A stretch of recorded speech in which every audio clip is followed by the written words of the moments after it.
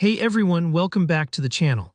Today I'm going to guide you through a really useful tutorial, how to add a feedback form directly into your Power BI app.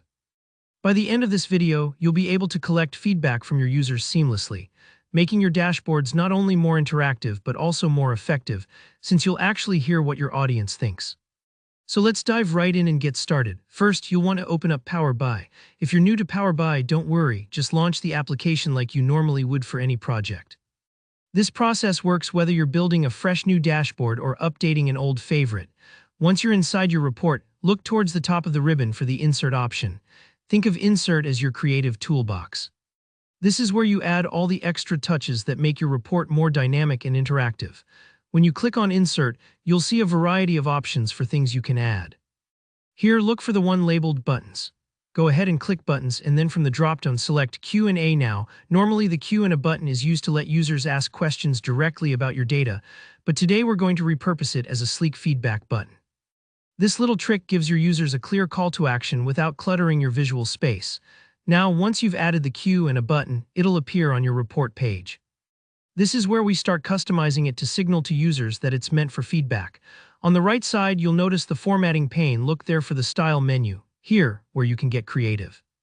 Flip the text toggle to on so you can change the button's label. Go ahead and type feedback right into the text box. You might adjust this to say something like send feedback or give us your thoughts, whatever matches your report's tone best. Take a moment to tweak how your button looks.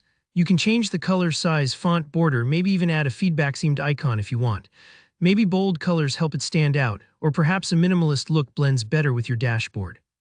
Don't rush this part. Making your feedback button inviting and visible truly helps drive engagement from your users. There's no one-size-fits-all, so adjust as needed until you like how it fits into your report. Next, let's turn this button into a working link to your feedback form. With the button still selected, head back to the Format pane and find the Action area. This is where things get especially powerful. By default, it might be set to Q&A, but you'll want to change the action type to URL.